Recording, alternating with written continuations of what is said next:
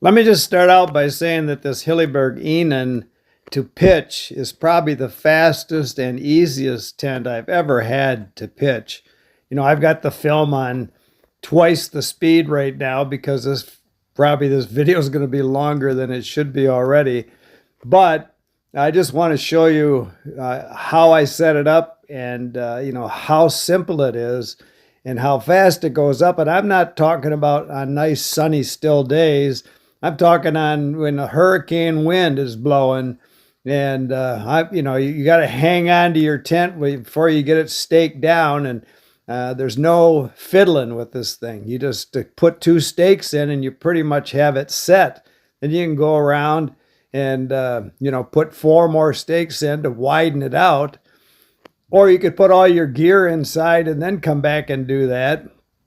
And it's just really a interesting design, easy to pitch, easy to deal with.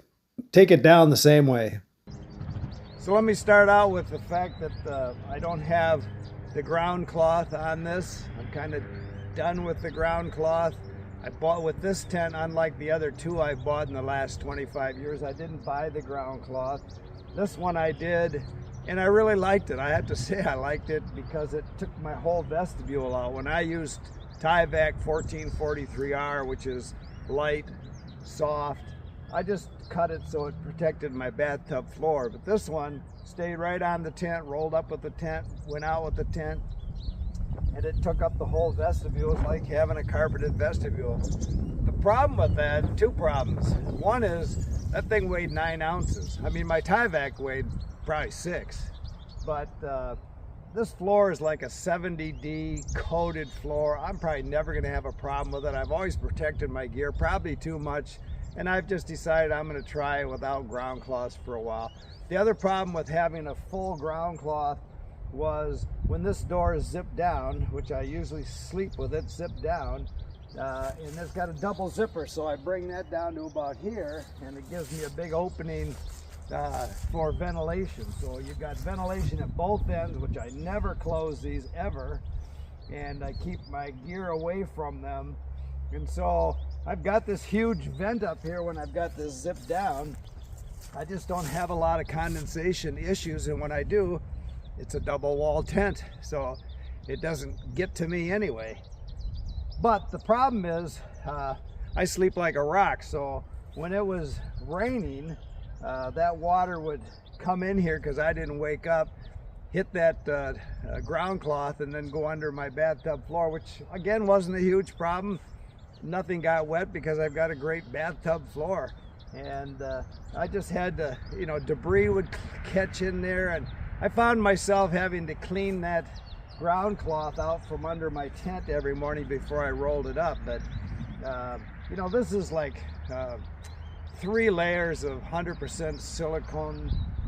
This Curlon is not like you would think. It's not a sponge for water, so it might not be like Dyneema, but when I get up in the morning, I can shake 80% of the water off this thing and roll it up. One of my subscribers just asked, do I take that inner tent out if it's been wet at night?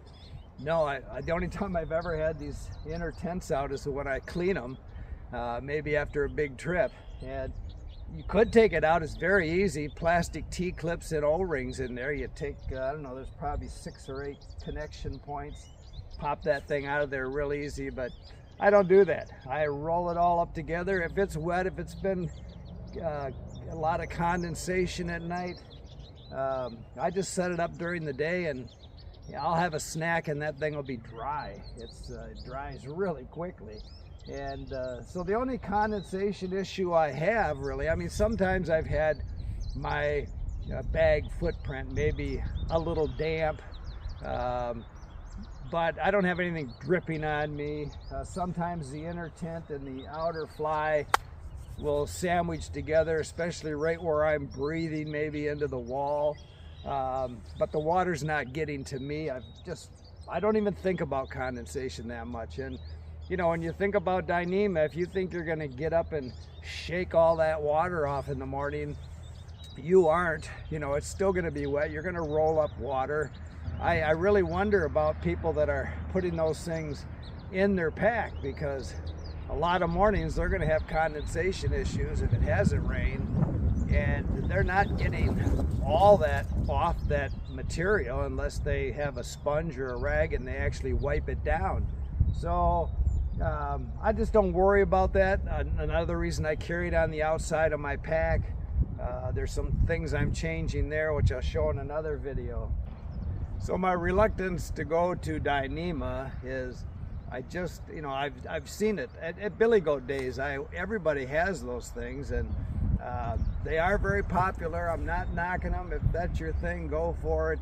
But when I walk around and look at all the tents at Billy Goat Days, because there's a whole tribe there, a lot of those tents, and I talked to people and they said, you know, that it's not a big deal. It's easy to tape, but they're all taped up because they've had issues either at stress points, just from, you know, use, abrasion. The stuff is marketed as stronger than steel. So let's do a test. I'll hold up a piece of steel, and you hold up a piece of Dyneema, and we'll have people shoot at us with you know, low caliber stuff. And the last guy standing wins.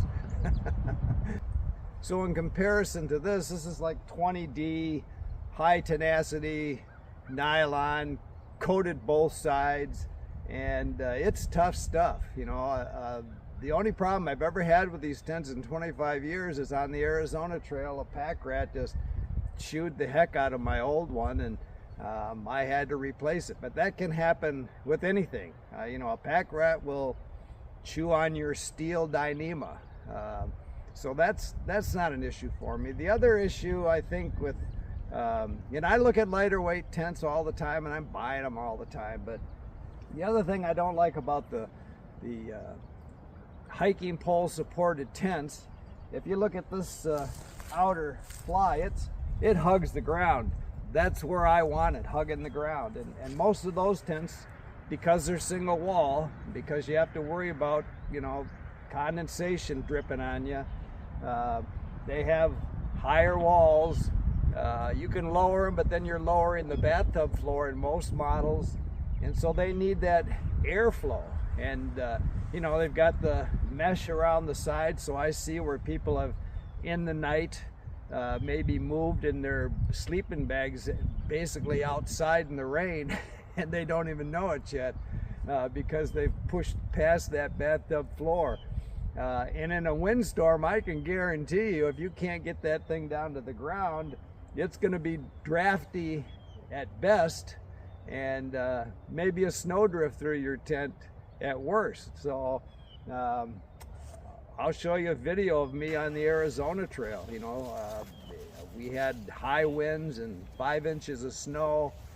I was high and dry, didn't even know it snowed out. You know, I woke up and thought maybe one of my stakes had given way because my tent was in my face, and when I pushed on it, it was solid. So my tent was acting as a snow fence, but that snow wasn't in my tent with me. So that's what I like about this tent. I kind of think about this, when I did the CDT, I used a bivy sack. I can't live like that anymore. But to me, this is like a bivy sack that I can sit up in the middle. I'm 5'7", and might not work for, you know, high torso people, but I can sit up in the middle of this thing. I can crouch down, get all my gear in my pack, and when I climb out in the morning, all I have to do is deal with this tent, put it on the outside of my pack and go.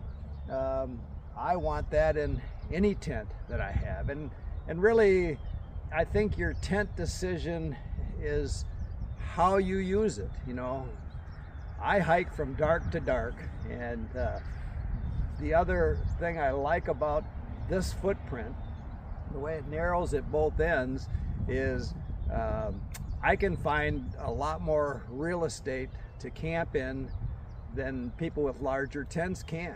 And that's not a problem if you stop early and you know, you see a spot and you think, oh, you know, it's going to get dark in an hour, I think I'll stay here. I don't do that.